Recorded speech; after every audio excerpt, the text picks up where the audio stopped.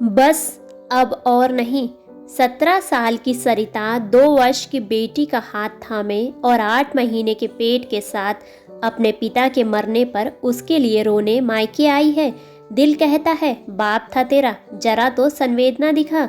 इन आंखों से 2 आंसू तो इस रिश्ते के लिए गिरा दे, पर दिमाग तो कुछ और ही कहता है।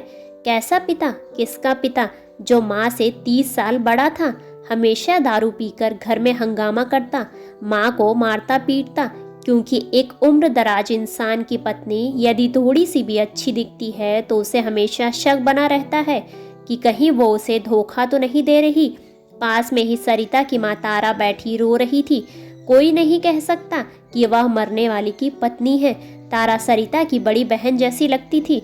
सरिता के दिमाग में इस समय भी 1000 सवाल चल रहे थे कि ऐसी भी क्या माँ बाप की मजबूरी होती है जो अपनी ही बेटी को आग बंद करके किसी के भी साथ, कितनी ही उम्र हो, कैसा भी हो, बस ब्याह करके अपना फर्ज निभा लेते हैं, पर उस मासूम को जिंदगी भर का दुख दे देते हैं।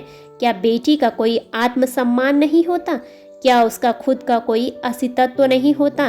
क्या बेटी के रूप में जन्म लेना ही धरती पर इतना बड़ा अपराध है? यह सब सोचते सोचते सरिता अपने बीते हुए वर्षों में चली गई। अभी तो उसका बचपन भी अच्छे से नहीं बीता था। किशोरावस्था में कदम ही रखा था। ना जाने कितने सवाल उसके मन में थे जिनके जवाब अभी उसे मिलने बाकी थे। सरिता पढ़ लिख कर अपने पैरों पर खड़ा होना चाहती थी। उसने अपनी माँ को तिल तिल मरते हुए देखा था, नर्क जैसी जिंदगी जीते हुए देखा था। रात को जब भी उसका शराबी बाप पीकर लौटता तो नशे में धुत होकर उसकी माँ को और उसको बहुत मारता। शराब के लिए पैसा न मिलने पर घर में कोहराम मचाता। खुद सरिता के साथ भी उसके बाप ने ऐसा ही किया था।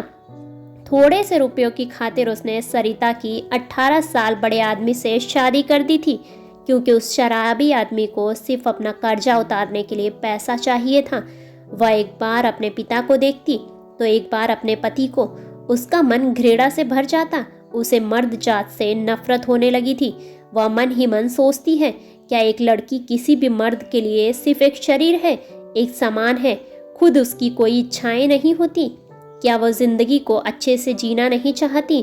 तभी उसकी नज़र पास में बैठी माँ पर जाती है। उसे अपनी माँ में अपना अक्ष नजर आता है। सोचती है बस अब और नहीं। जो उसके और उसकी माँ के साथ हुआ वो उसकी बेटी के साथ कभी नहीं होगा। कोई सरिता अब उसकी मर्जी के खिलाफ विवाह के नाम पर अनचाहे बंधन में नहीं बंधेगी।